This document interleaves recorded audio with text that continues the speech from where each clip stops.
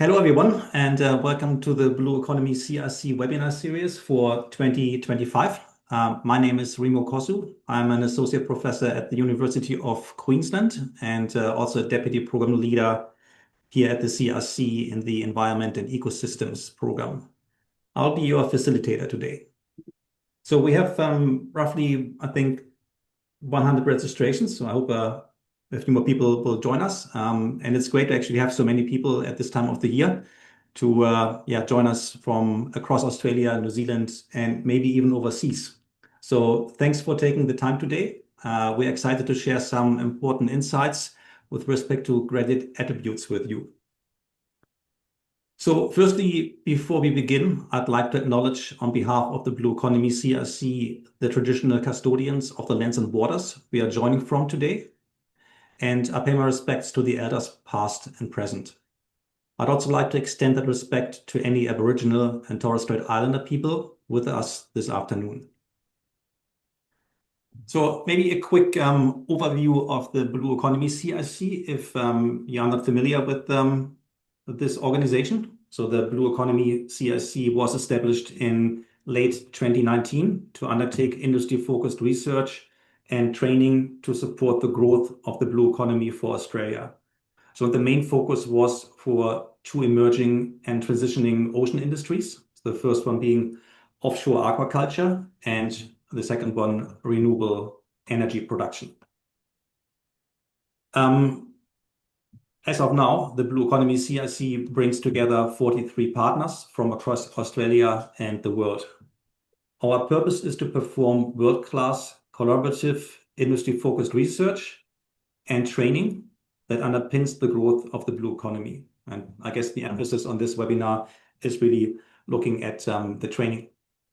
So our vision to make Australia's blue economy industries in offshore sustainable seafood and renewable energy to be globally competitive, at the forefront of innovation, and underpinned by a robust environmental planning and management framework. So therefore, we aim to provide a framework that consumers trust and value. So I think it's now time for me to pass it on to myself because I'm also going to do the opening remarks. I've been with the Blue Economy for now the better of 6 years. And I think I can say that one of the great strengths of the Blue Economy CRC is its 10-year lifespan. So it really gives us a rare opportunity to truly follow and support our PhD cohort over that long time. So it's not just at a single point, but as they grow, transition, and engage with both academia and industry. So over those 10 years, we're going to probably look at 3 different generations of PhD students. Today's session looks at how we prepare the next generation of researchers for a rapidly changing blue economy. It draws on findings from the Graded Attributes Project. So that is a multi-year study that examines how CRC affiliated PhD students are developing the skills, mindsets, and adaptability needed for success across both sectors and probably also even beyond those sectors of aquaculture and renewable energy. So we've had over the last 2 years incredibly rich feedback from our own PhD cohort so far. And you'll see some of those insights today in the third presentation. If you are interested in the project itself and you want to know more about it or just more details, please feel free to contact us. But I think also Leslie will put the link of the webpage in the chat. So and you can also probably see more of the project on the Blue Economy CRC webpage or just contact us directly. The session will highlight how attributes such as creativity, collaboration, communication, resilience, critical thinking are being cultivated through CRC research training. And importantly, we'll also be hearing from 2 leading national and international experts, so Professor Ruth Bridgstock and Associate Professor Sonia Ferns, who bring deep experience beyond the CRC. They'll help us to put findings and contexts within the broader higher education landscape, and they will speak to the wider challenges and opportunities in developing tomorrow's workforce. So you will hear from our speakers. So we have three presentations on graded attributes and employability. And this presentation session will be followed by a panel discussion on building the future workforce. And then we'll segue into a Q&A session. So please free at any time to add your questions to the chat. And we'll try to get to those questions then in the Q&A session. So now, without further ado, please join me in welcoming our first presenter, which is Professor Ruth Bridgstock from Swinburne University of Technology. Ruth is a leading expert in how students build identity, interdisciplinarity, and connectedness. So these are all critical capabilities for the workforce of the future. And hence, Ruth's talk today is entitled Capabilities for the Future Workforce, Interdisciplinarity, Identity, and Connectedness. Ruth, over to you. Thank you so much, Remo. I am attempting to share my screen.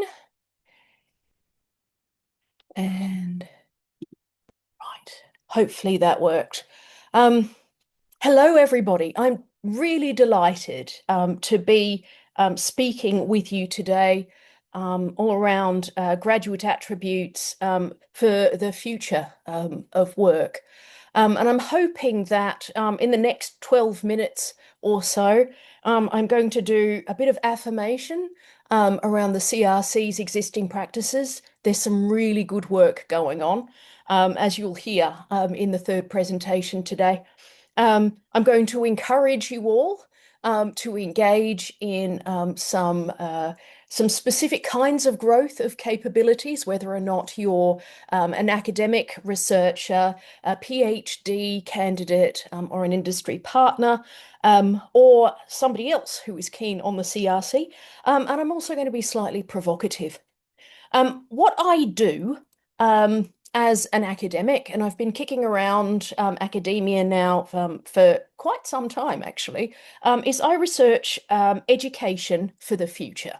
And I'm particularly interested in the roles that higher education play in fostering capability. And I go further than thinking about generic or transferable skills. Instead, I'm thinking about what are the foundational capabilities that we need in order to set ourselves up as a society and in terms of the economy for success. So here is my little slide. It's a potted summary of some of my my research projects for the last few years to give you a flavour of the sort of stuff that I do. In creating innovators, I did case studies of 23 outstandingly successful innovators. I followed them for a year. I interviewed them multiple times. I watched them while they work. I wanted to find out what their backgrounds were. What was different about these innovators? They were in STEM and creative fields, and I'm going to share some of the findings from that today. I did a research project called 100 Jobs of the Future, which was all about looking at the cutting edge of research and technological advancements in different kinds of fields. And then from that, synthesizing what potential jobs of the future might look like. And since we've completed that study, and we did it in 2019, right before COVID, many of those jobs have actually come to pass. But I'll share a little bit with you about that too. My current one is called AI Ready Graduates, also known as A Robot Stole My Internship. Yeah, robots aren't stealing internships, by the way. That is it's a bit of a hook for interest, but what I'm finding is that from our surveys with employers, that there's still quite a lot of ambivalence around the adoption of generative AI, particularly for knowledge work. Ask me about that later. No time to talk about it now. I've done work looking at the published curriculum, both postgraduate and undergraduate in higher education courses, to see the extent to which and ways in which these kinds of capabilities manifest in the curriculum and in pedagogy.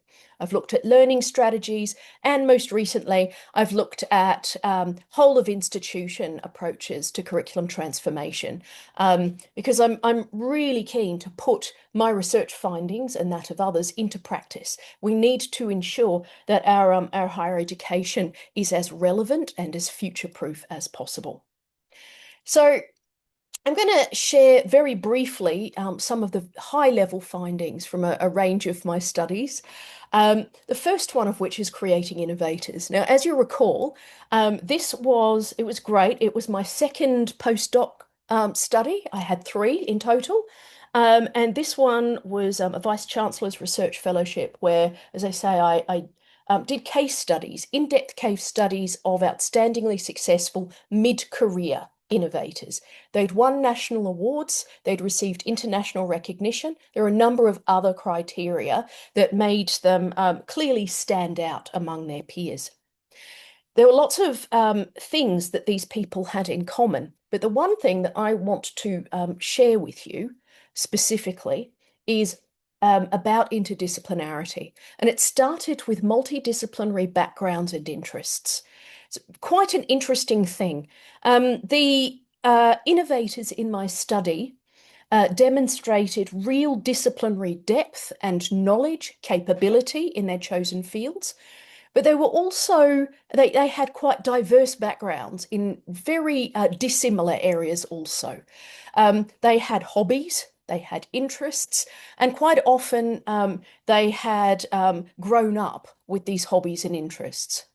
So this afforded them some really interesting ways of looking at the problems and the opportunities that they were bringing into their workplaces. So it wasn't just a common or garden engineer or biotechnologist. Instead, it was engineer or biotechnologist with creative background, with other particular sorts of interests that made them quite distinctive with their peers. This is an advantage in a couple of different ways, I found. The first is it means that you think differently than your peers. You're more likely to identify opportunities outside your disciplinary area. And to be able to understand those opportunities and translate them, because you have some background in translating knowledge between and among different disciplinary kinds of areas. This actually translated into their social networks as well. I'll talk about that in just a moment. But first, here is an interesting study. It's a bit old. It's from 2008. It actually shows that this finding is also true for Nobel laureates. So arts foster scientific success. The avocations, that is the hobbies of Nobel, National Academy, Royal Society, and Sigma 11 members. So Journal of Psychology and Science and Technology show that your Nobel Prize winners and other national and international award winners are more likely to have interdisciplinary backgrounds than others. It's quite interesting. So multidisciplinary social networks. Let me talk with you a little bit about that. So I actually mapped the social networks of my innovators also. And I discovered that perhaps in part because they had that multidisciplinary background and that flexibility when it came to engaging with others and identifying opportunities, their social networks were very different to those of a typical person in their field.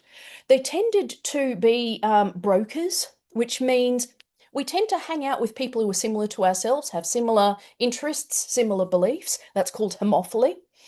In social networks, there are people who bridge different areas and they actively seek out others. They seek out opportunities and connections, and they're constantly seeking to learn different ways of thinking about things. And actually, looking at studies of innovation, this is how this occurs. I dare say that I'm explaining this to people who already know this, because as part of the CRC, this is how you practice all the time. It's about, people from different expertises, different disciplines coming together to solve problems and make the most of opportunities. But anyway, this is affirming, I think, for you. This is about knowledge, skills, and information translation, and it's about creation of new ideas.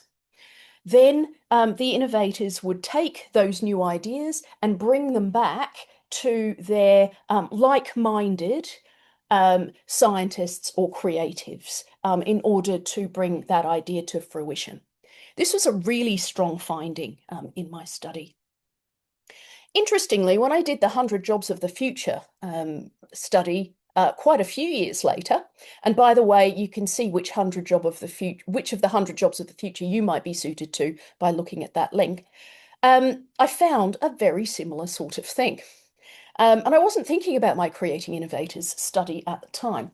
But one key thing that I found in the 100 Jobs of the Future is that, yes, generic creativity is an important element of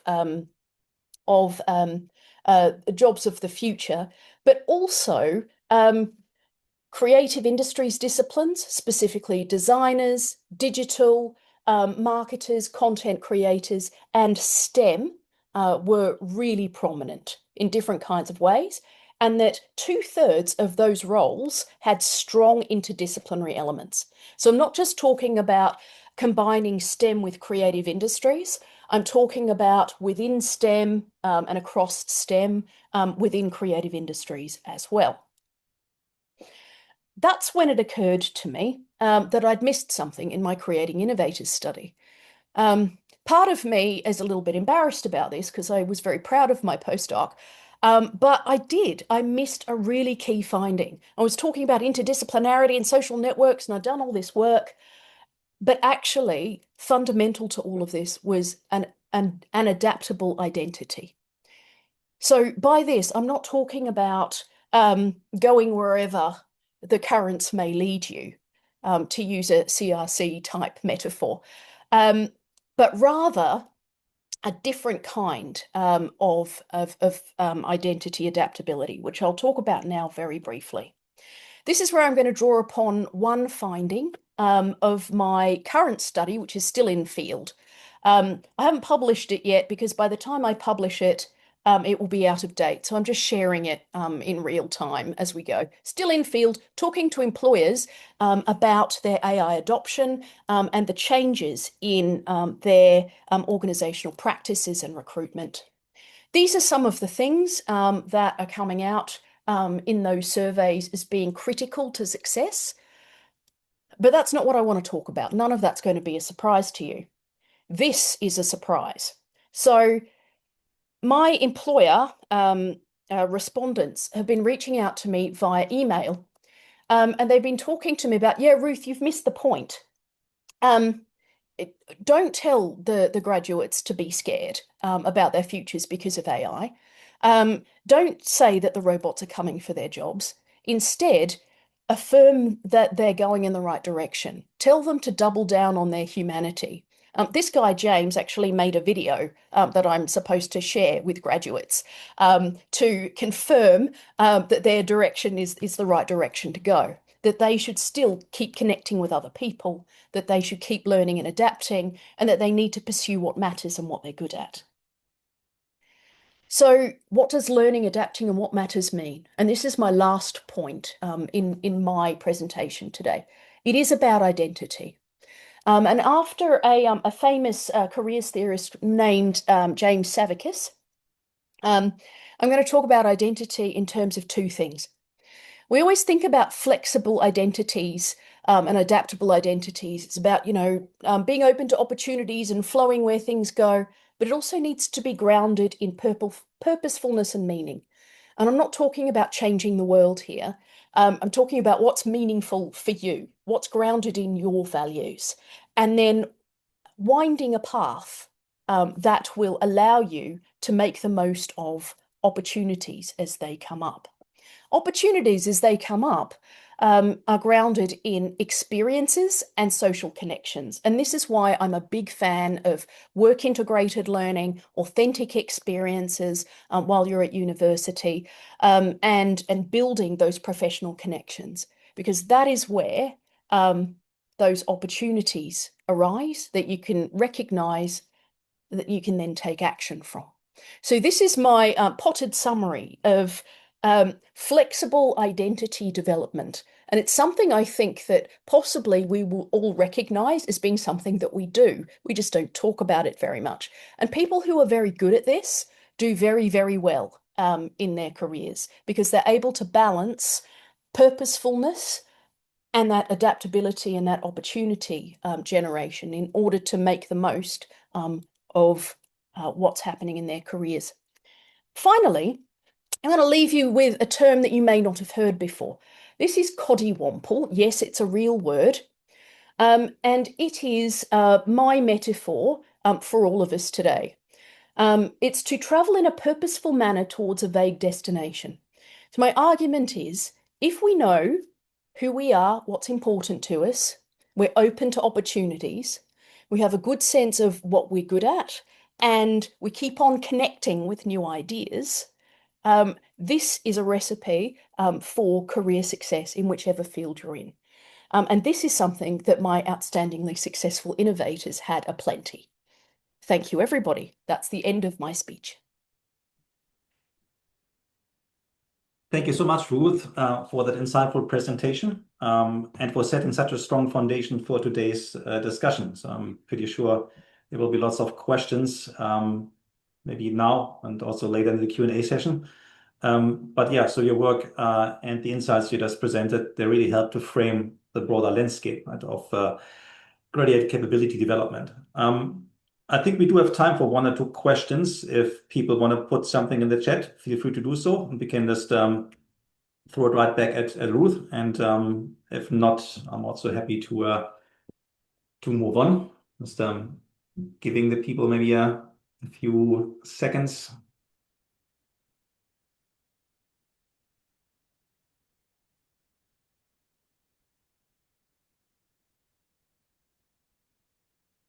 Right. Then we'll park those questions or just wait for those questions to come in and we'll address them then at a later stage of the session. So our next speaker is Associate Professor Sonia Ferns, an academic consultant based in Perth, WA, and she is a national leader in research on WIL, which is the short for Work Integrated Learning. So and further on employability and also learner agency.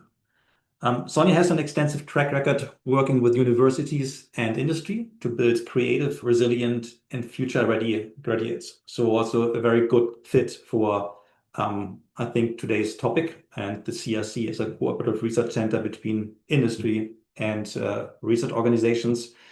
And yeah, you can see that already in the slide. So Sonia will be presenting on transforming the PhD learning journey, fostering creative, agentic, resilient, lifelong learners. Sonia, over to you. Thank you.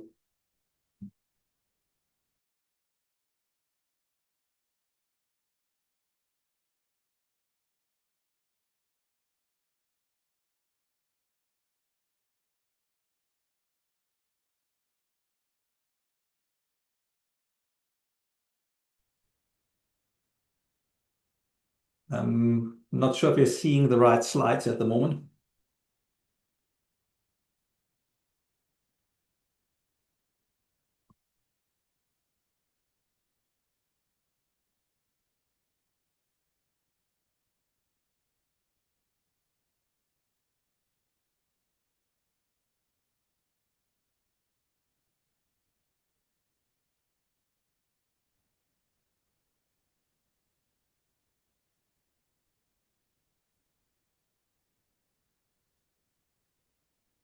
Can you hear me? Yes. Oh, great. So there's something weird going on here. Sorry, I lost connection for a moment. Now I just need to get back my... All right. Well, we can swap the presentations if you want to, if you just need a couple of minutes to get ready. Yeah, it might pay, but I couldn't get, so I'll just put it onto mute, but I'm going to keep my visual up. I keep losing connection. So yeah, I'll swap and then I'll come in after that. All right, good. No worries. Well, we are very spontaneous and flexible here. All right, so while I think Sonia is trying to sort out the technical issues, we'll just then just jump to the next presentation, which is about the gradient attributes project. So the project I was talking about earlier, that was kind of the motivation, I think, just to put this webinar together, just to share a few of those results.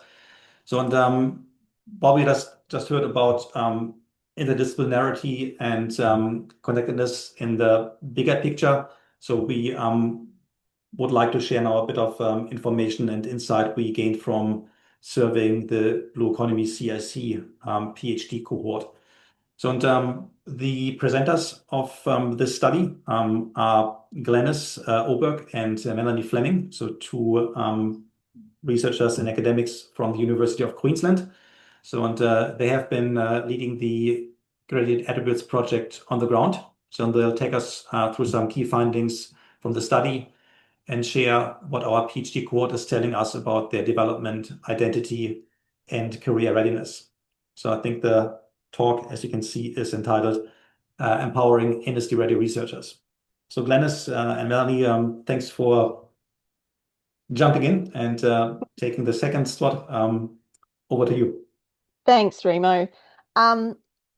I'm so excited to hear what Ruth was saying, because it does reflect, and you'll see in our presentation as well, that what's been found in the research that Ruth's taken us through is really very aligned with what we are finding in our research graduates or CRC PhD graduate study. So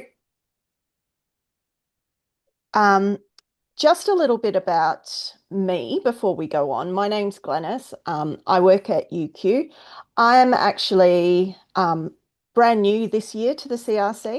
I come from an education background, so I was brought in to kind of look at the educational and learning aspects of graduate attributes and that disconnect that can sometimes exist between higher education and industry and being employed at the end. So we are building this project really with the voices of PhD students, current and past, who have been part of the CRC. And we're really wanting to bridge that gap and work in much the same way as Ruth did, looking towards the future and towards those, 100 occupations of the future, and how we might preempt some of those in order to increase the graduate attributes and the industry readiness of PhD graduates. So it's really important that to do that, we're speaking to both PhD students as well as industry partners. So you'll hear from some of them in the panel too, that really capturing what it is that industry is wanting from graduates, and then speaking to graduates about their experiences. So there's a really big difference. It says there traditional doctoral training often falls short. There's a really big difference that we're starting to find between traditional PhD graduates and PhD graduates who have been through as part of the CRC. And Melanie later in the talk will take you through some of that data. But it's really quite exciting to see the benefits of being part of a program like this for PhD graduates. So what did we do? We have spoken to 26 PhD students. These are from engineering and non-engineering disciplines, but they're all part of the Blue Economy CRC. So across the whole network, it was a mixed methods study. So we have spoken to graduates, we've done some interviews, and we've also had surveys which we've given out. Now, our core focus areas have been, and this has come from what students say they felt that they might be lacking, as well as what employers and industry were saying were really important. And those core focus areas are communication, collaboration or collaborative practice, and career pathway clarity. Now, I really liked that Cottywomple, because that kind of brings in everything that we're saying. And career clarity doesn't need to mean that you graduate with your PhD and you know what the next 25 years are going to look like. That adaptability, as long as we have that clarity on our skills and where our strengths lie, we really can move with the times.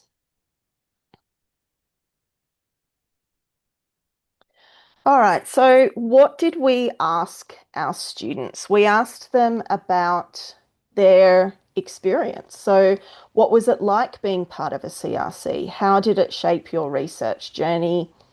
How did it shape your development of skills? And professional outlook as well.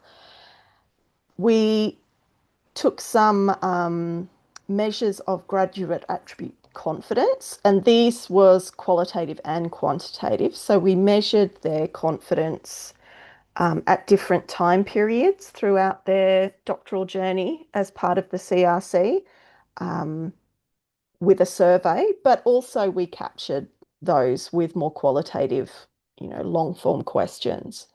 We talked to them about how they were feeling, what their perspectives were about their industry readiness. So what had their exposure been like?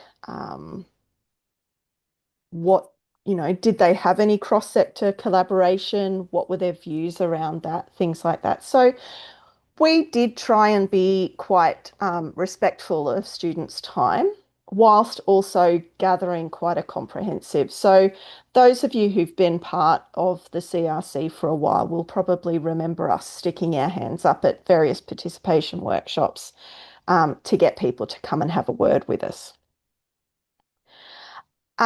Some things that we found that were particular strengths of CRC PhD students were really high levels of research expertise and a really great feeling and sense of their own identity as experts and scholars who are emerging into the field. We also were able to measure confidence in their research capability, and we have seen that that's grown. And again, Melanie's going to share some of that data later, but we have found that confidence in research capabilities and also awareness of what they're doing at uni, because it can be a bit silo-y when you're doing your PhD. But we did find that as students moved through the CRC, they were finding quite growing awareness of how what they were doing connected to what's happening in the real world, in industry. And we also found really great enthusiasm amongst the students about how their research can apply in practical contexts. So how their work aligns with industry. And we found that they had this really strong identity and thought about that connection. What we found that students were asking for more of, and this came mainly from students who were early on in the CRC, because these were all things too that they were talking about having more experience in. But these were what the students were asking for. They were asking for more confidence in communication and how to engage with stakeholders. And so we've put into place some workshops around communication skills and how you can have those conversations within different contexts. They were also feeling unprepared for the ability of project management. So although they were exceptional at conducting their own research, they were feeling a little bit unprepared for making that bigger and actually managing others, which obviously is going to be an essential skill for PhD level graduates. Interdisciplinary practice. We were finding that students in the CRC, because it is such an interdisciplinary world, they really understood and recognised how important that was, but they were saying that their opportunities for interdisciplinary practice were lacking at times. And career pathway clarity. This is why I really loved everything that Ruth said, because these were by far the biggest concerns and doubts that PhD graduates were having. And it was this uncertainty about what their options were outside of academia. And particularly with AI and different technological advances, they were feeling a bit, the robot is going to take my job kind of fear. And that's why I love this kind of interdisciplinary collaboration, lean into your humanity idea, because it really does show that having clarity, as I said before, it doesn't mean, and it doesn't have to mean, that you know what the next 20 years of your life is going to be like.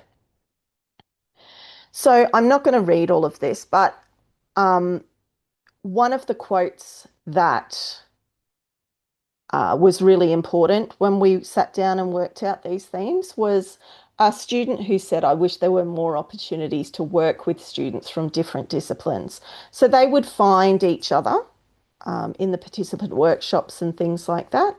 But in day-to-day work in their PhD, they were really looking for maybe some more examples or opportunities to do that. Mentorship and well-being came out as something that was really important. It was, we had a lot of stories from kind of both sides. Students that had fantastic mentorship and great emotional support, and then students who maybe felt that they were lacking a little bit there. All right, so I'm going to pass over to Melanie now, but I will continue flicking the slides. So Mel, just let me know when you're ready for me to Thanks, move Glenys. on. Hopefully it's not too difficult.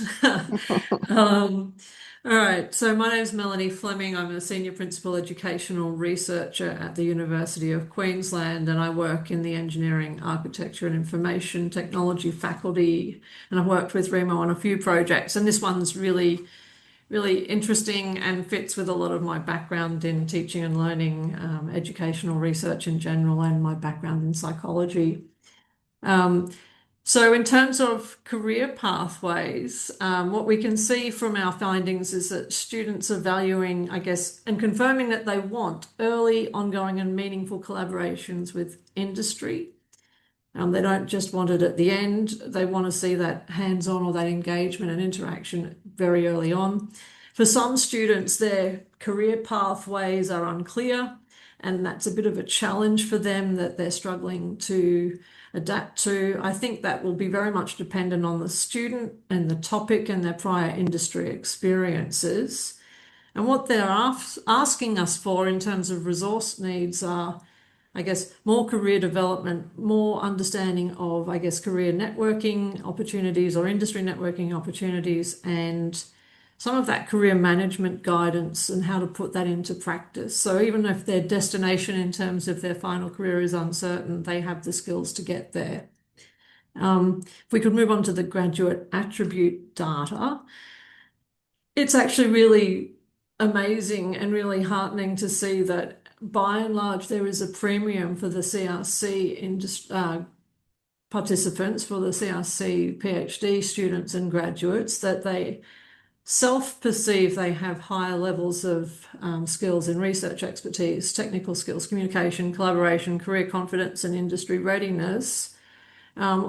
It's interesting that the industry readiness and the career confidence are the lowest for basically both the non-CRC and the CRC students, but there is a bit of a premium for industry readiness, which I guess is not totally unsurprising given the interdisciplinarity nature and the industry adjacent focus of the CRC. I'm not going to go through all of those in detail. You can see the difference between the different cohorts of students that have been involved in this, and you can see where there are gaps that might need to be addressed in future. And if we look at the impact of the CRC workshops, you can see that communication confidence has increased for students participating in the targeted and tailored workshops that have been provided, that students have identified new skills, and that they have, despite their lack of career, I guess, readiness, they still have increased their career clarity through engaging in the workshops. So the data indicates to us that there's a significant impact in providing these opportunities for students and to tailoring them, I guess, to their needs. If we look at what students are asking for, students are really asking for applied learning opportunities. Back in that earlier slide when they talk about exposure to industry and consistent engagement opportunities, they want real world projects, collaborative and industry divide, but however that might manifest. They're looking for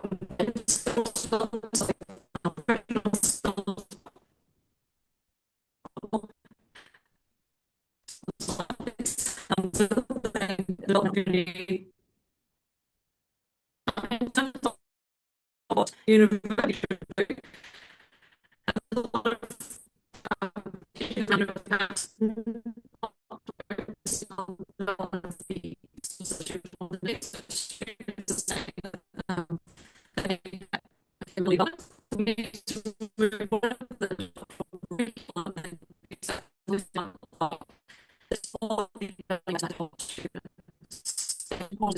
disciplinary is a great effort to students in terms of training and preparation and develop solutions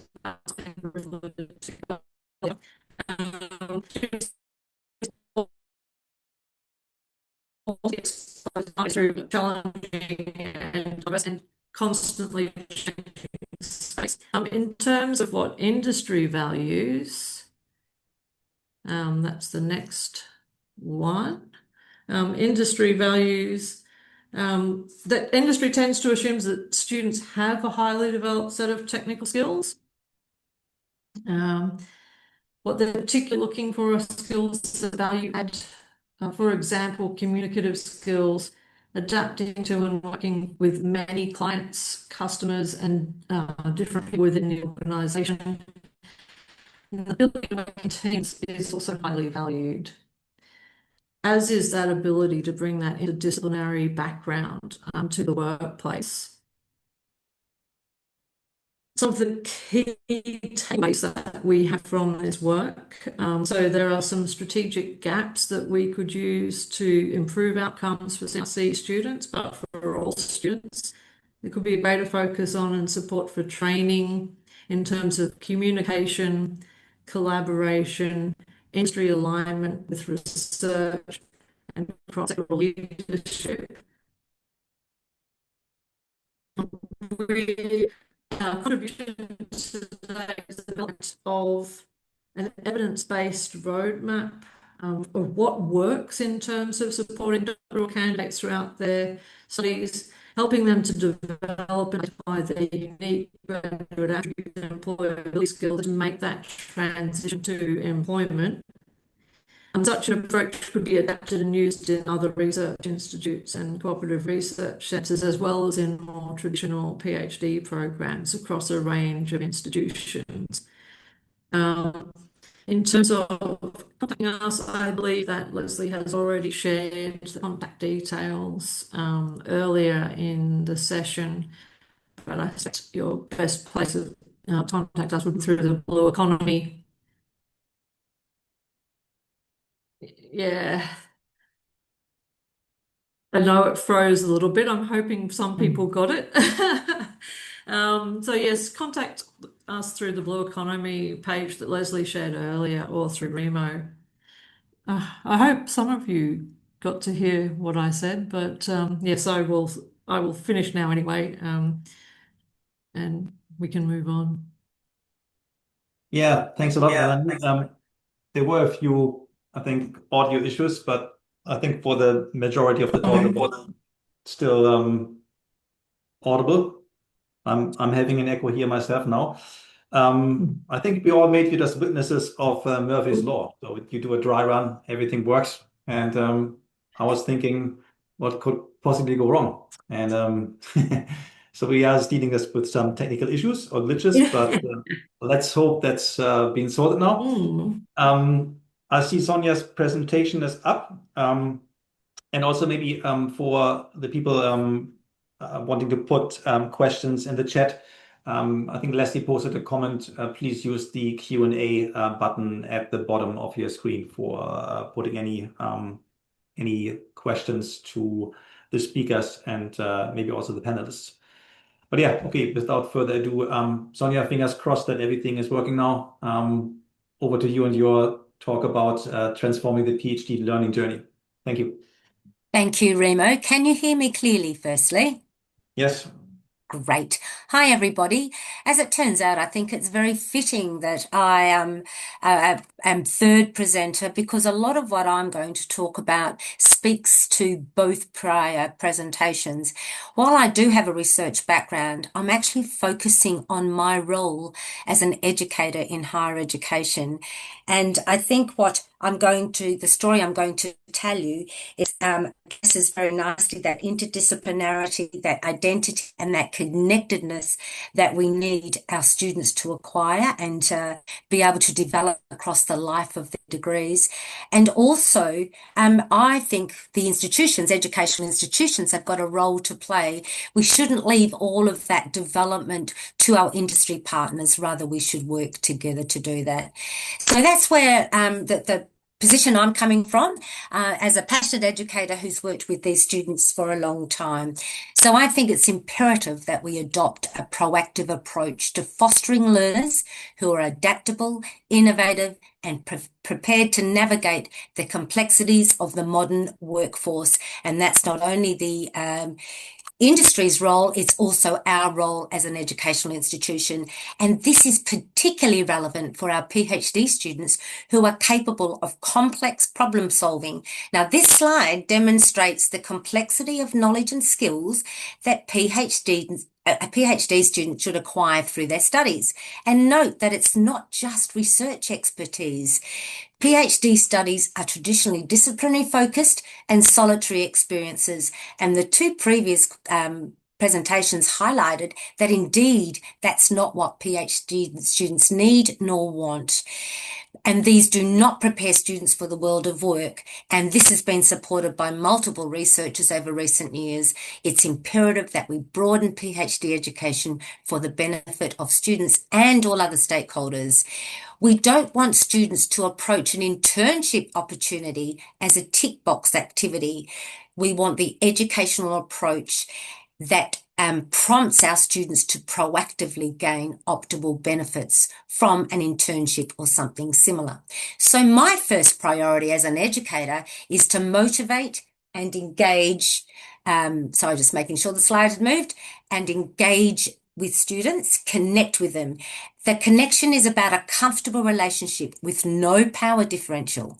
I acknowledge myself as a learner, and I also recognize that students can also be teachers. We've all got something to learn from each other. It's important to establish a community of learners rather than sitting behind a computer learning in a solitary fashion, where it's with a safe place to learn, safe place to make mistakes, acknowledge those mistakes, and learn from those mistakes. Creating this dynamic requires a respectful, values-based environment premised on an interactive and inclusive learning dynamic.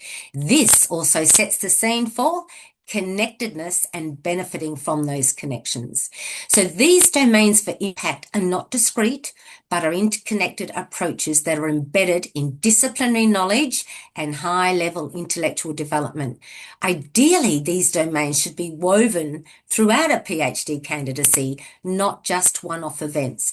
However, I run one-off intern preparatory workshops for PhD candidates, and when I do conduct them, I find that they do prompt students to rethink how they approach life and work for the longer term. So even one-off, they're beneficial. These domains focus on the sense of self, knowing yourself, setting personal targets, engaging with diverse others, and being brave enough to tackle challenges and strengthen self-efficacy. So I'm sure now you can appreciate how this is resonating with our previous presenters.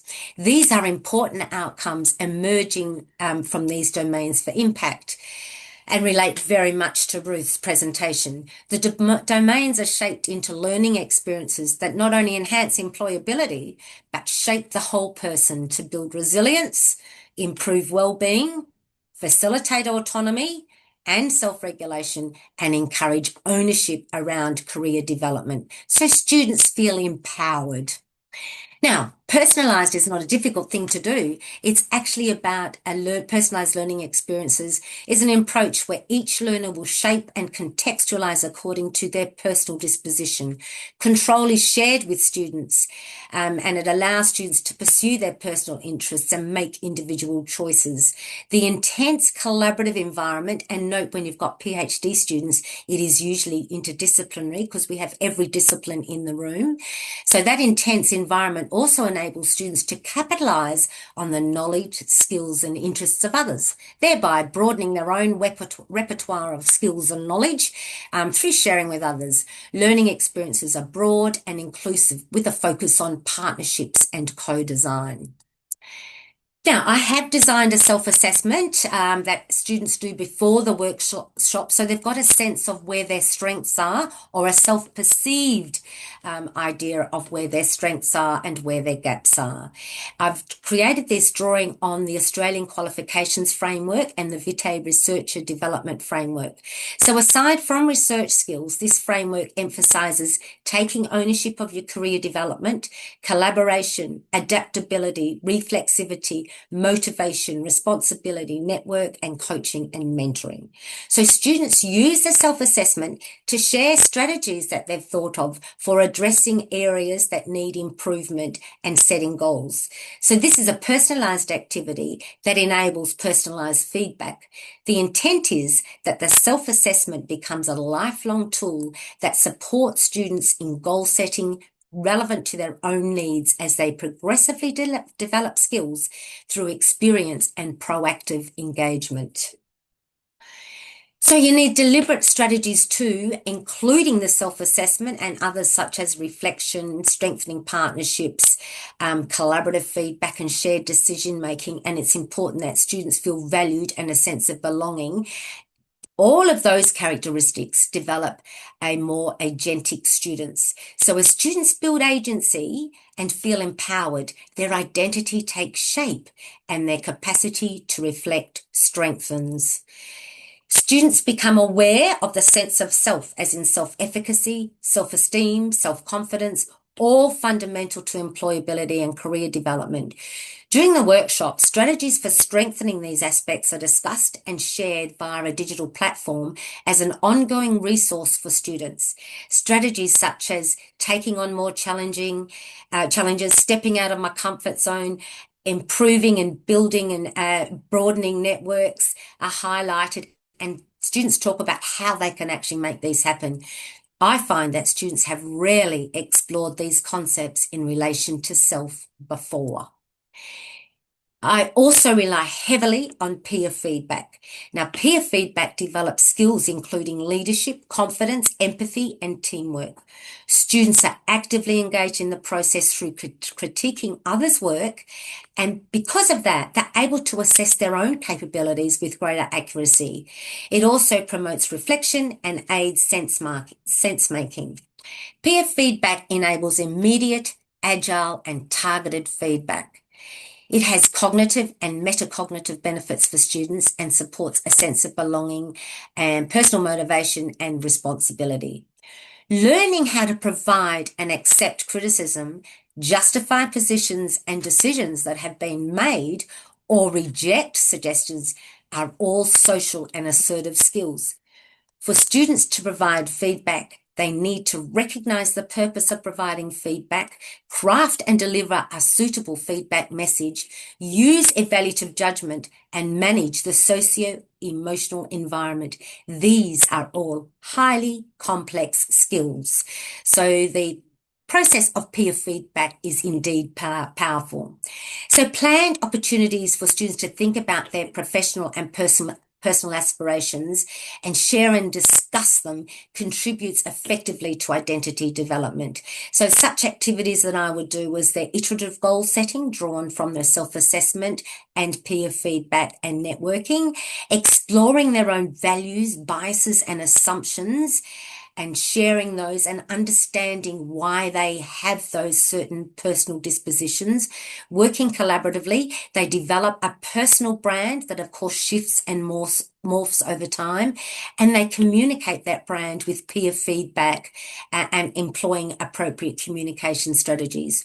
Through these sorts of activities, connections deepen, professional identity becomes more tangible, and students begin to realize they have some control and can be proactive in the direction of their professional and personal lives. So this is just about the interdisciplinary learning, which of course sit in a PH with a whole bunch of PhD candidates in one room. I've got every discipline in the room, often health sciences, science and engineering, business, humanities. So it's a really powerful environment, and students are able to see the world from a different perspective, and it broadens their worldview. They learn to listen to different ideas and frame problems and solutions encompassing diverse ways of thinking. So it really opens up the opportunity for them to communicate differently and shift the way that they are thinking. This then enables transformative learning, which is afforded through the interdisciplinary engagement, gaining varied insights and seeing the world through a different lens. Students solve a dilemma through the integration of different perspectives, assumptions, and biases with critical reflection about the process. Recognizing what was learned and how it was learned is fundamental to a shift in thinking that permanently alters the way of being in the world. The transformation includes both individual and social transformation, given the inherently social environment of working in interdisciplinary contexts. Being a safe place to make mistakes is essential. Transformative learning strengthens resilience, builds identity, improves reflection, and enhances creativity. Now, arguably the most profound is reflection, in that it encourages learners to ponder on what they've learned, how they've learned it, and how it will influence their future learning and applications and practices. It's not an inherent skill. It must be taught, practiced, and scaffolded. So students develop depth, insightfulness, and the ability to question. So reflection has many benefits in that it makes students think about what they're doing and articulate that experience, thereby enhancing their understanding. It prompts them not to take things for granted, to actually think about habitual ways of thinking and perhaps shift those ways of thinking. It also acknowledges their strengths and weaknesses, so builds student agency and resilience. So it's got many benefits if students become very adept at that professional and personal reflection. I've now become a great believer in the term grit, which is about resilience and motivation, both of which feature in this narrative. Hence, grit is an important attribute to foster in students, and grit can be developed by employing strategies such as self-assessment, peer assessment, and reflection in the learning trajectory. Grit enhances tenacity to deal with failure and manage challenging circumstances. So it's very important, and especially in a PhD, it's the perfect platform on which to build grit. Evidence shows that grit also has a profound impact on academic achievements.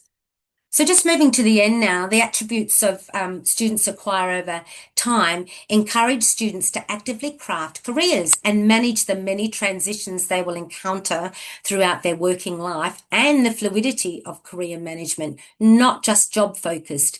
Career crafting focuses on proactivity and congruence, which is about the internal compass of the individual. So the first phase of career development is understanding self and the influence of self on others. So how you impact on others, the ability to connect and build relationships and adapt to change, recognizing the strategies that promote well-being, giving and receiving and responding to feedback, and awareness of motivation and aspirations. So the next phase, learning and work exploration, is about continuous lifelong learning, sourcing and using information, and adapting to the changing work interface. And finally, students move into a phase of career building, which is about working effectively and managing work, making decisions about your working career and your life more broadly, and reshaping and setting goals as it's required. The combination of work integrated learning and career development learning throughout PhD candidacy ensures rich, interactive and engaging experiences with lifelong implications where the boundaries between the university and industry are blurred and there's greater collaboration. So I just wanted to, the notion of employability is not a static, it's a very moving feast. So we can't prepare our students for one particular situation or one professional pathway. We know that it's shifting all the time. So we want our students to be prepared for a constantly shifting dynamic. So work integrated learning is a pedagogy where engagement with industry and community is pivotal, and it caters to diversity, builds student agency, strengthens student outcomes, and enables progressive advancement of skills with a focus on career aspirations and development. This highlights the benefits of enculturing a lifelong approach to learning. As quoted by Trenfor, the best teachers are those who show you where to look, but don't tell you what to see. This presentation outlines some of the key approaches for nurturing these attributes in our students, including interdisciplinarity and transformative learning and listening to the voice of others. We should not mould our students as passive learners, but rather encourage active engagement in their learning journey that allows exploration, networking and connections. And just to draw to a close, I wanted to show you this rather vibrant picture of some students I had in their advanced science students. So they're very high performing students. They were not PhDs, but they all went on to PhDs because they're honours students. And what they had to do was at their culmination, I had them for a year-long unit. And at the culmination of the year, they had done industry-based projects. They had to develop a digital animated poster, and we invited industry, academics, fellow students, where they had to provide impromptu conversation and respond to impromptu questions about their projects. So just ponder for a moment on the plethora of skills that are inherent in that actual event and the preparation that went into it across the year to build their confidence in negotiating industry-based projects, conducting them, liaising with industry, and really building their connections and networks. And finally, I don't know whether you're familiar with Ken Robinson, but he's an Sir Ken Robinson, inspirational and amazing orator. He ascertains that education goes deep within people. Ken posits that creativity is as important as literacy. However, education systems constrain creativity. We must be prepared to be wrong. Otherwise, we'll never come up with anything original. We need students to be brave enough to take a chance. He believes we're educating people out of creativity. He argues that intelligence is diverse, people are dynamic and distinct. Ken believes in 3 basic principles on which human life flourishes. Humans are naturally diverse, human beings are naturally curious, and they are innately creative. So our role is to work together with PhD candidates and industry to facilitate learning, stimulate, provoke, and engage and excite that power of imagination and curiosity with real world and challenging experiences. And with that message, I will finish my presentation. Thank you very much, Sonia, for the thoughtful presentation. And I think your insights into more efficient learning and strategies to career building beautifully complement the themes we are exploring today. And even if the presentations were swapped or switched, yeah, it just resonates very strongly with what we are seeing across the CRC PhD cohort. We're a bit behind the time because of those technical issues. I sincerely apologize for that again. But yeah, I would like now to start on the panel discussion session and hand it over to Louise Adams, who is a researcher at the University of Tasmania and also part of our graduate attributes team. So Louise, I hope the internet is working, and yeah, over to you. And yeah, let's welcome our panelists and hoping for a fruitful discussion. Thank you.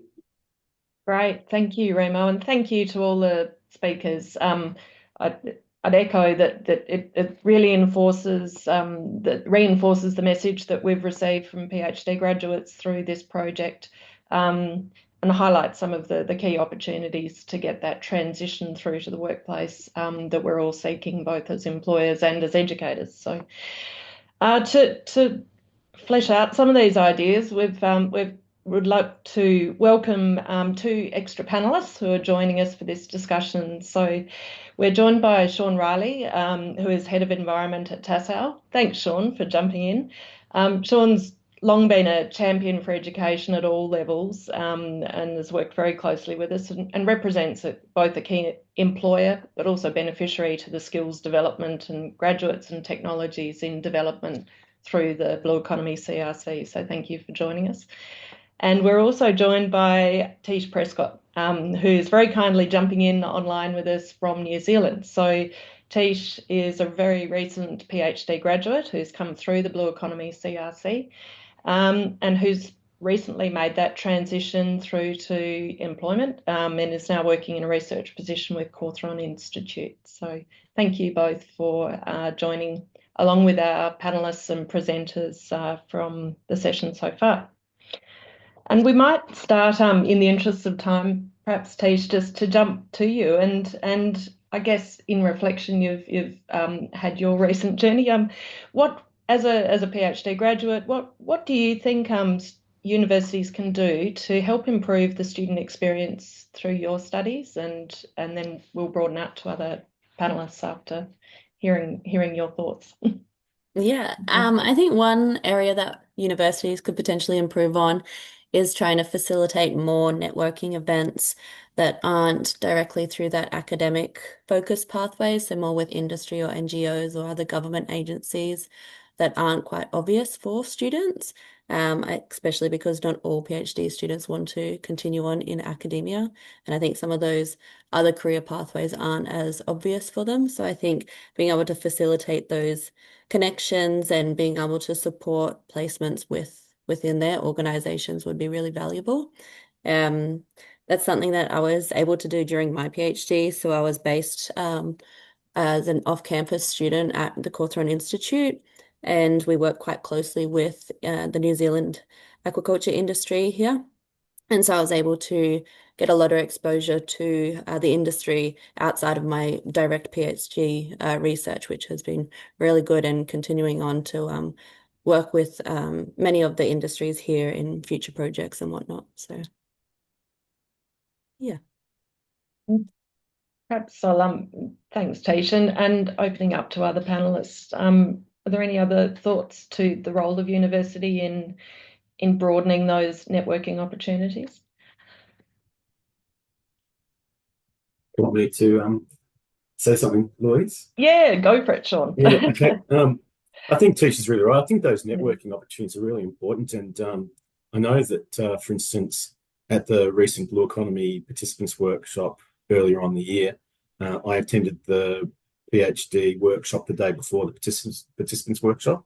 And, it was a really good environment, completely energized by the breadth and depth of the research that was being undertaken by all the students. And then moving into the participants workshop with the sessions that we've had on research presentations, but also the networking events where you can follow up questions, and we had the posters as well that we go through, but just actually meeting individuals and being able to maintain a bit of a connection, collaboration, some discussions on things. And then afterwards I know that there were some tours that went on with the PhD students around some of the sites. And I think overall it was, for me, I thought it was, as I said to you, really energizing, and you can see that the future is bright for the students. And I think that the Blue Economy CRC has done a great job in being able to improve some of those networks between universities and industry. Just quickly, I'll just add something. Sorry, Louise. Just want to, because that was sort of underpinned in my presentation too about preparing throughout a PhD candidacy. However, I think there's a combination of certainly facilitating, and I showed a picture. My second last slide was actually a very rich networking event, and PhD students were definitely there, and it prepared those students for PhD. However, what I also do is, because remember we wanted students to build agency and take some ownership, so we help them and think about what networks can they actively engage in themselves as well. So it's not just what the university might deliberately provide, but also about opening up discussions and ideas for them to actually go out and be brave enough to create their own networks as well. So I think it's a combination of both. Thank you all. And it probably leads into building these networks are obviously that important pathway to understanding the industry that you go into and having those connections with employers along that way. Perhaps, Ruth, could I pass to you and to reflect on what you think makes for that successful employment experience in terms of making a successful transition into employment? So Louise, just double checking I understand the question. What's a successful transition to employment experience? Yeah, so I guess if we're thinking about the criteria that makes a long and successful career and a successful transition from the academic world to applied research potentially within the industry sectors. So are there any themes that emerge from the work that you've done and spoken to?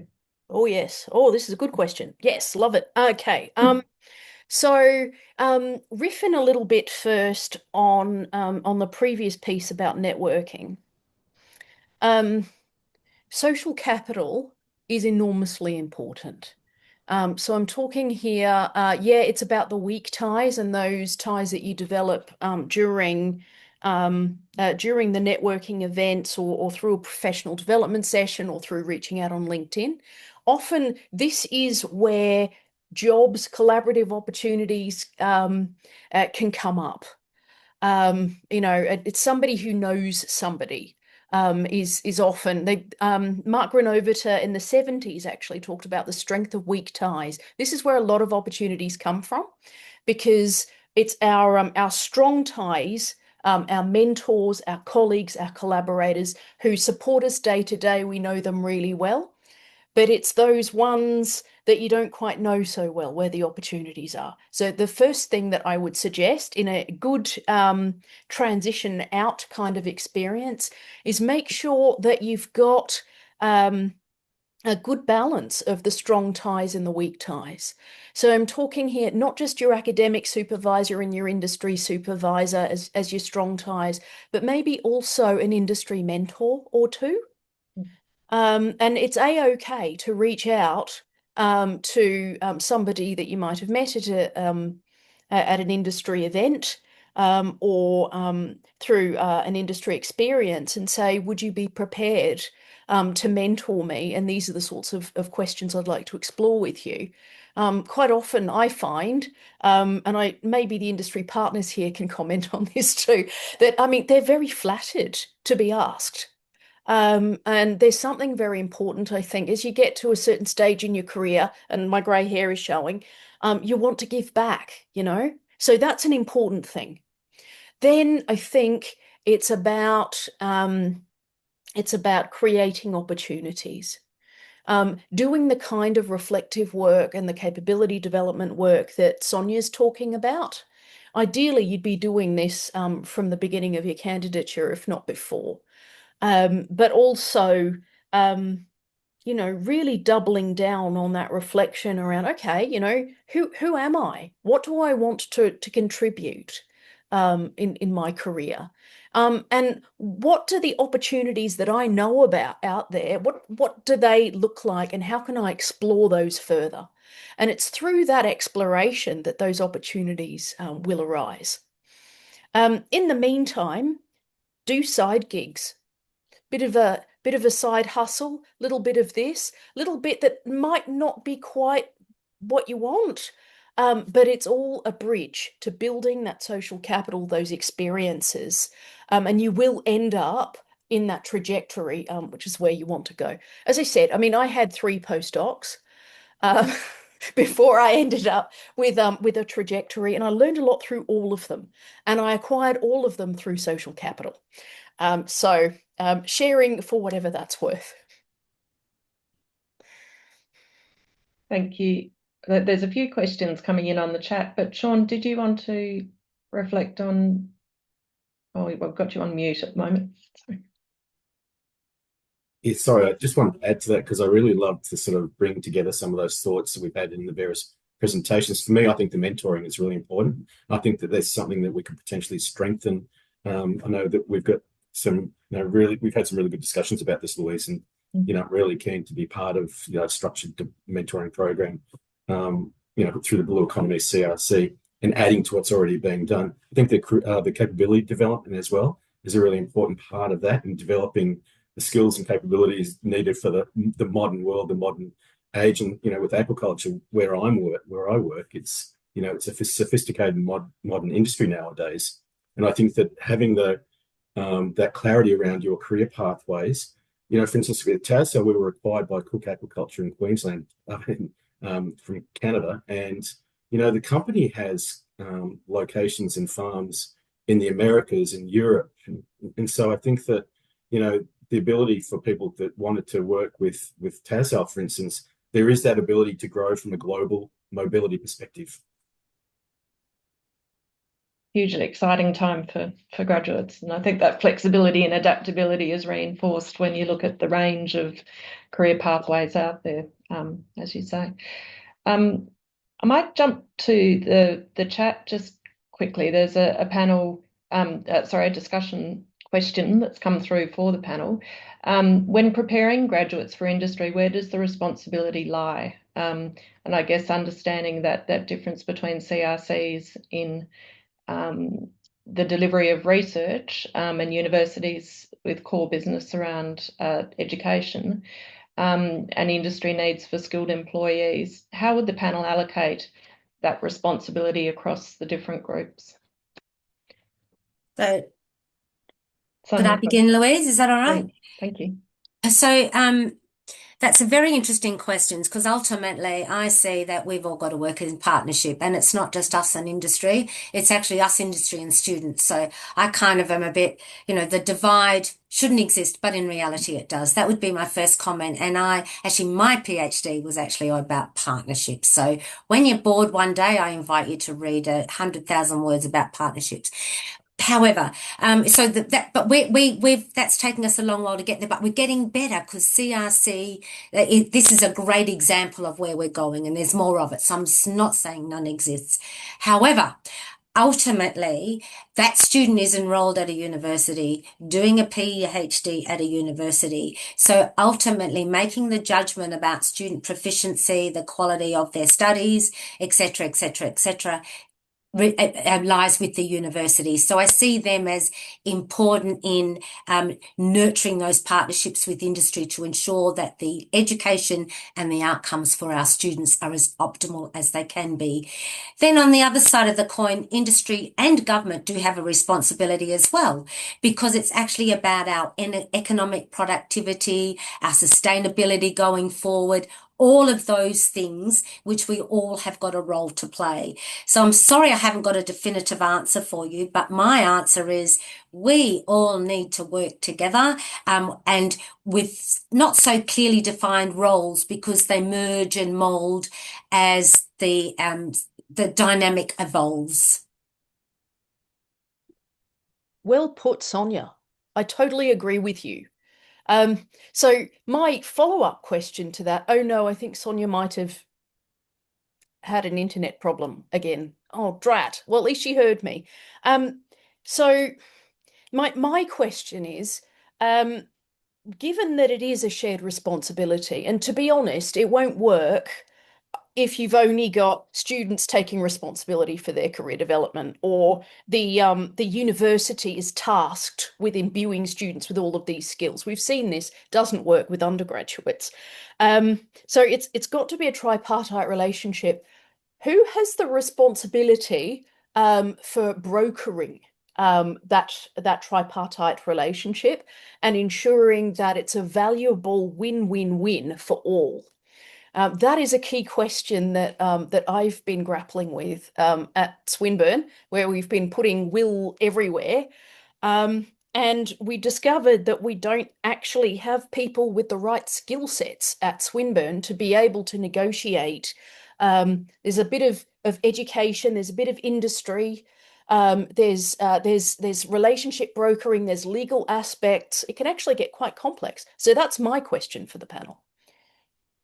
Sorry, Louise, I'm taking over accidentally. No, this is all very relevant.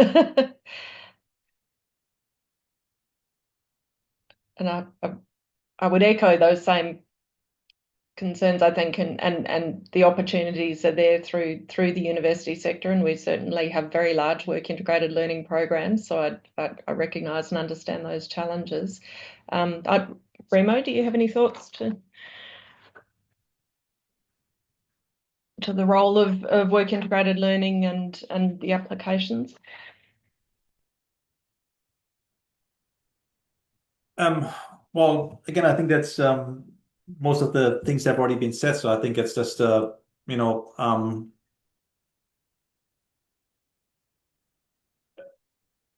looking at I think the progress that PhDs do. So when they start their PhD and when they finish the PhD, I think a lot of this is just accelerated by having actually a work integrated learning experience, right? Through I don't know, it's just hard to put it really in words what it really does. So, but how it contributes not just on a technical level, I think, to learning. It's I think also just a little bit of an, I guess, emotional information flow that kind of just kicks in and accelerates, I think, the student learning, better sense of belonging, connectivity, understanding, I think, the future, or what the future entails for them in a certain position. But these are all, I think, aspects that contribute to just a broader, I think, wider learning experience that is as we put it, I think a bit lifelong. I'd call it lifelong learning, right? That happens really in a fairly rapid, short time frame. I think, Sean, perhaps looking at the time, do we have time for a final question? Yeah, there's also another one in the chat. So it's also an interesting one regarding, I think, the change of, so if you're looking, Ruth, especially you talked about postdoc and your postdoc experience, but do these principles actually change when we're looking at PhD and then postdoc, I guess, environment?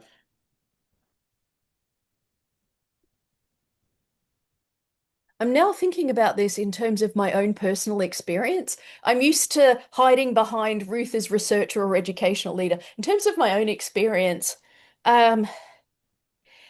it's the same. It's a string of experiences, and you learn from them. So yeah, for me, reflecting on my PhD graduation, scaling vast new heights of over disclosure, I had about 6 months to go on my PhD, and I thought, I'll relax, I'll write it up, it'll take me a lot of time. Then I'll get a write-up scholarship, and then I'll think about what happens after that. I was that kind of PhD student. Rather ironic, given that my PhD was actually about career development learning and how you can be proactive in your career. Anyway, I was having lunch with my friend Shane, and he said, "Oh yes, I'm going to get a postdoc over here. I'm going to the University of British Columbia." And I said, "You're what?" And I panicked. And I thought, oh my gosh, I'm one of these belated, oh dear, I'm having an oh Schweppes moment about my career.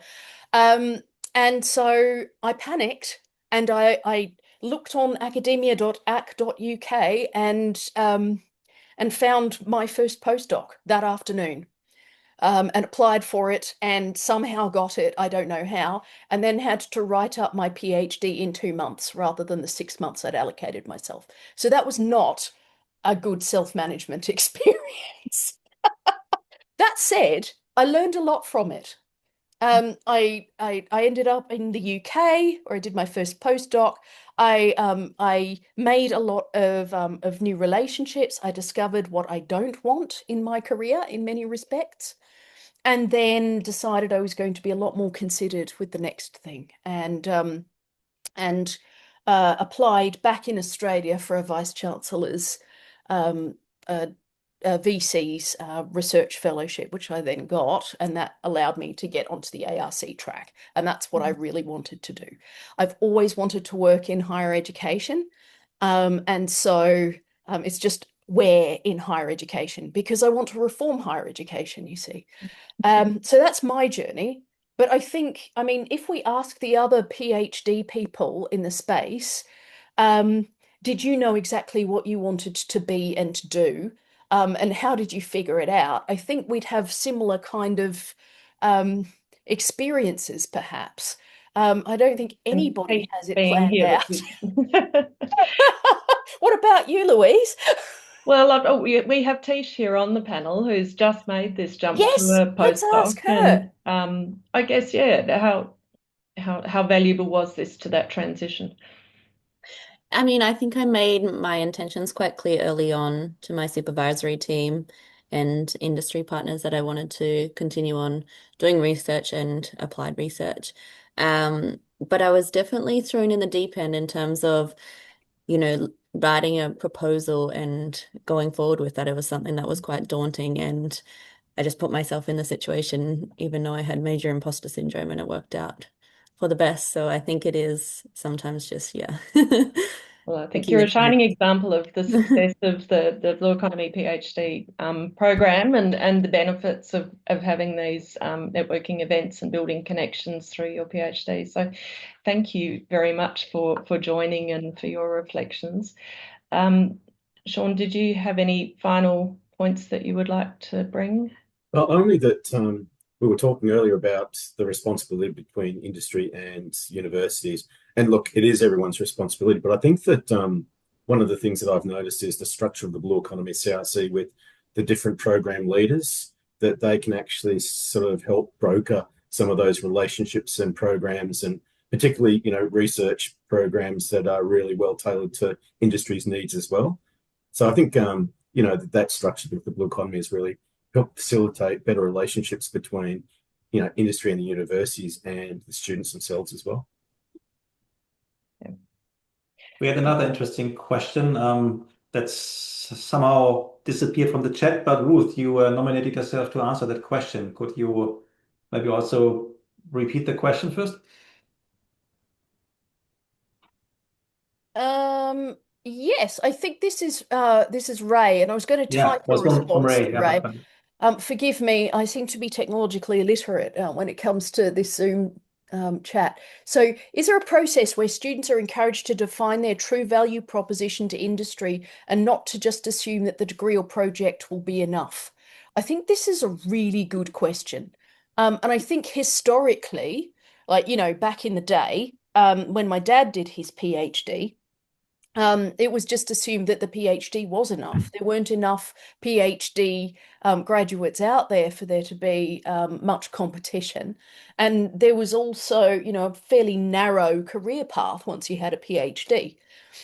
Since then, PhD qualified people end up all over the place, in industry, in policy, in leadership, in learning and teaching, in research, your traditional kinds of sectors. And I think that our narratives around the PhD as a higher education system haven't changed enough, at least not in Australia. Possibly elsewhere in Europe and the United States, there's more real understanding that, you can be a PhD qualified, well, anything you want, really. But here, I think Australians, this is terrible for me to overgeneralize, but I don't know, it's my lived experience. Australians tend to think of PhD graduates as research boffins, And yes, we have great research skills, but we can also apply those skills in an enormous number of contexts. So we need to change that narrative inside higher education. I think that's a key point. And we need to really start emphasizing the multiplicity of career possibilities for our PhD graduates right from the start. So including Letitia in this panel is a really good example of that. Saying, okay, from your PhD from within this CRC, you could go here, here, here, here, or here, and here's some stories of some colleagues who have done that. This is a real thing. And then supporting candidates to reflect on their identities and say, actually, that is a valid option for me. I could do that. I could add value over there. And then supporting them to head in that direction. That's my response to it. I still think that our narratives in higher education are too narrow around the PhD. Thank you, Ruth, and thanks to all of our panelists. I'm aware of the time and that numbers are dropping off. So look, it's such an important conversation in the context of university education and higher degree training. At the moment, it's certainly a space where there is a lot of change coming and a very large push nationally to improve and extend the networks built through PhDs to support multiple career pathways. So it's an exciting space. I think that Blue Economy CRC is leading in the engagement and embedding these experiences through the education and training pathways. So we hope to see our graduates at the forefront as they transition into the blue economy space over the coming years. But we thank you all for your support and interest, and I'll pass back to Remo. Thank you. Cheers. Yeah, thank you, Louise. I did mention before that one of the strength of the CRC is the duration, that we have this 10-year long time spent as to really just monitor, I think, the progress and the development. But maybe even more so the CRC as a model, right? That also brings really together universities, industry, and students, right? It brings them together into the same conversation. So, and that's through this, I think, shared space that we can better understand what our emerging researchers actually need, right? And what the sector is looking for. So we heard some insights from Sean today. And how we can work together and to support a strong, confident transition from PhD students to the workforce. So I think that's probably our, task duty, just to monitor, evaluate, and report that back, I think, over the next 4 years of the CRC. So there's definitely much more work to be done. So the Graduate Attribute project is not at its end yet. So hoping there will be continuation, and we'll try to keep those conversations with all of you going. So I would like to sincerely thank our speakers, so Ruth, Sonia, Glenys, Melanie, and Louise also for moderating panel discussion, but also our panelists, Sean and Tish from New Zealand. I know it's pretty late for you already. And I'd also like to acknowledge, I think, the fantastic support we received from the technical and admin team of the CRC, so Vanessa and Leslie. So thank you very much for pulling this all together and making this webinar possible. And of course, some of you have already left, but of course, thank you all for joining us and contributing to this ongoing dialogue. And really, the emphasis here is on ongoing. So we'll definitely have to do a bit more work here, a bit more legwork to really get better insights. The recording of this webinar will be available in the coming days, so please look out at the Blue Economy CRC webpage. So you're all encouraged just to engage with the webpage or with the people. If you have any questions, I guess, regarding the presentations, feel free to contact me or the presenters, I think, directly if they want to be contacted. But yeah, so I think that's basically it. I'd like to bring, I think, the meeting now or the webinar to a close. And wherever you're joining us from, have a wonderful afternoon, evening, or morning. Thank you and goodbye. Thanks, everyone. Yeah, thanks Bye. very much. Thanks, everyone. All the best. Thank you.